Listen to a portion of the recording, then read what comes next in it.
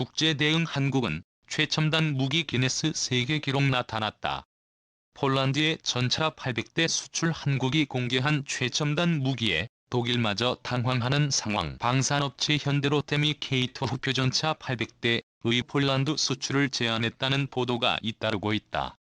이에 따라 폴란드 수출 계약이 임박한 게 아니냐는 추측이 무성하다. 폴란드 매체 T-솔다 피에타이 솔다피엘은 25일 현지 시각 현대로템이 폴란드의 요구사항에 맞춘 K2 전차와 기술 이전을 제안했다고 보도했다. 미국의 외교안보 전문 매체 더 내셔널 인터레스트야 TNI는 한국의 영자신문 보도를 인용해 비슷한 내용을 보도했다.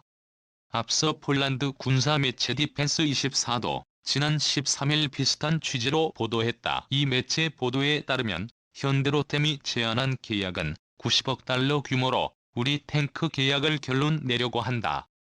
이 계약이 성사되면 현대로템의 통합 방어 기술을 해외로 수출하는 첫 사례가 된다. 현대로템이 제안한 K2 흡표전차는 차세대 전차로 정평이 나 있다.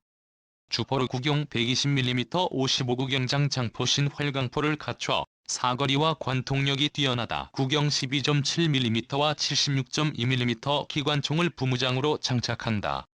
길이 10.8m 나와 잎이 3.56m 높이 2m.3kg의 무게는 5후T이다. 자동 장전 장치를 갖춰 승무원은 3명이다. 1500마력의 힘을 내는 강력한 디젤 엔진 덕분에 포장도로에서 최고 시속 75km의 속도로 주행한다. 야지에서도 시속 50km의 속도를 내 기동력이 탁월하다. 또 자동 탐지 추적 기능과 피하 식별장치 자동항법 기능 미사일과 리저 경고장치 복합 연방 발사장치 화학 탐지기 등을 갖추고 있다. 폭발 반응 장갑 등으로 방어력이 뛰어나다. 잠수도와 장치를 장착할 경우 수심 3m 위 강도 건널 수 있다. K2 흡표전차는 현대로템이 한국 육군에 100대를 실전 배치하고 106대를 생산 중인 만큼 능력을 검증받은 전차이다. 앞서 현대로템은 지난 2008년 독일 업체를 제치고 K2 전차를 터키에 수출했다. 폴란드 매체 보도에 따르면 현대로템 대표는 K2 전차의 기능을 자세하게 설명하기 위해 폴란드 공무원을 여러 차례 만났다.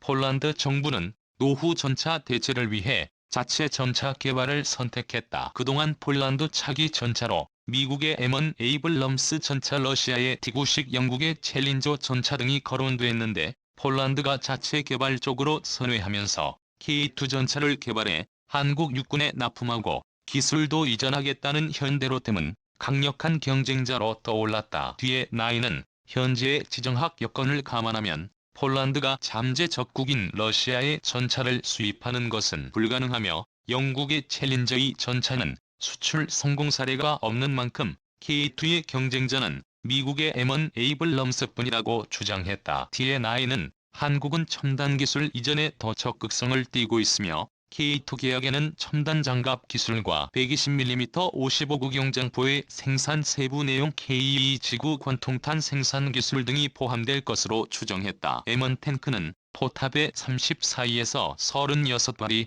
포탑을 수납하고 있지만 K2는 자동 장전 장치 때문에 그 절반인 16발만 수납하고 있을 뿐이다. 또 M1은 APS 능동 방호 장치를 즉시 장착할 수 있지만 K2는 그렇지 못하다. 그럼에도 K2는 미사일 접근을 알리는 통합 레이더를 갖추고 있다. TNI는 폴란드 곧 생산 단가를 낮추기 위해 APS가 없어도 K2를 선택할 것으로 예상했다. 현대로템은 자체 개발한 K2 전차의 사양과 기능을 설명하기 위해 폴란드 공무원들을 여러 차례 만났다. 보도에 따르면 폴란드 정부는 현대로템과 협력해 2013년께 차세대 탱크를 생산할 것으로 알려졌다. 현대로템 측은 이 매체의 폴란드 정부는 차세대 전차 생산을 위한 공개 입찰을 상반기 중 발표할 계획인 것으로 알고 있으며 우리는 여기에 분명히 참여할 것이라면서 전체 프로젝트는 800대의 전차를 생산하기 위해 2단계로 진행될 것이라고 한다고 전했다. 현대로템은 이미 지난 2008년 독일 제치고 터키에 K2 탱크를 수출했으며 터키는 현대로템의 케이스를 기반으로 알타이 탱크를 생산하고 있다. 현대로템이 폴란드에서도 행크 수출 대박을 터뜨릴지에 이목이 집중된다. 이 폴란드 반반 독일 전선 구축 현대로템 전차 유럽 수출길이 넓어진 나 폴란드가 추진하는 신형 전차 개발 사업에서 반독일 전선이 구축 스페인과 이탈리아의 동맹을 제안했다. 이에 힘입어 현대로템의 유럽 수출길이 넓어질 것이라는 관측이다. 29일 업계와 폴란드 군사 매거진 폴스카집으로 진화에 따르면 폴란드가 스페인과 이탈리아 등의 신형 전차 개발 프로젝트 협력을 제안했다. 그동안 폴란드는 신형 전차를 개발을 위해 프랑스와 독일과 함께 엔진 CS 메인 그라운드 컨벨 시스템 프로젝트를 추진해왔다. 그러나 독일과 프랑스의 참여 거부로 공동 개발이 취소되면서 이탈리아와 스페인을 대상으로 새로운 동맹 구축에 나선 것이다. 이탈리아 정부는 폴란드 제안에 동의했고 스페인은 답변을 기다리는 중이다. 현재 폴란드 국방부는 늑대 울프라 명명한 차세대 전차 프로그램의 일환으로 폴란드 국군이 보유한 노후 전차 DM-72와 BT-91 투바르디 전차 대체 장비 구입을 서두르고 있다. 이탈리아군 관계자는 이탈리아와 폴란드, 스페인의 협력이 새로운 주력 전차미인 배틀 탱크 개발로 이어질 것이라는 확신이 있다고 말했다. 독일의 프로젝트 참여 거부로 폴란드가 반반 독일 체제를 구축한 건데 업계에서는 현대로템의 유럽 진출 길이 열릴 것이라는 기대감이 흘러나온다. 앞서 현대로템은 폴란드 국영 방산업체 PGZ 그룹의 K2 흑표전차를 기반으로 한 차세대 전차 K-BL 합작 개발을 제안한 상태이다. 폴란드의 차세대 전차 사업은 약 800대의 전차를 개발 생산할 예정이며 사업 규모는 155조 원 규모로 알려졌다. 제작은 오는 2013년에 돌입할 예정이다. 2013년에 설립된 PGZ 폴스카 그룹 화집으로 이유와 그룹은 폴란드 국방부와 관련 부처 산하 30개 공기업으로 구성됐다. K-BL은 폴란드에서 군현대화 사업의 일환으로 추진 중인 신규 전차 개발 및 양산 사업을 목표로 현대로템이 국내 전력화된 K2 전차를 개조해 폴란드 맞춤형 모델로 제안한 제품이다.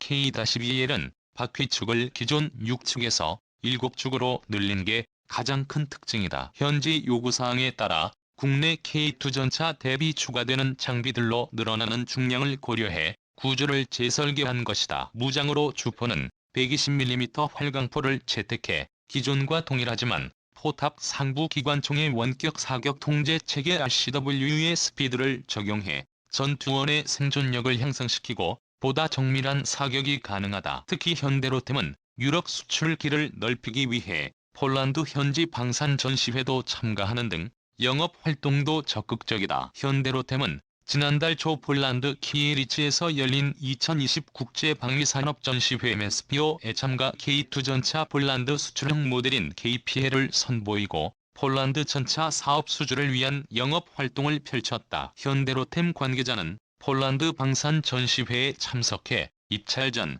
영업 활동을 적극 펼치고 있다. 고 밝혔다.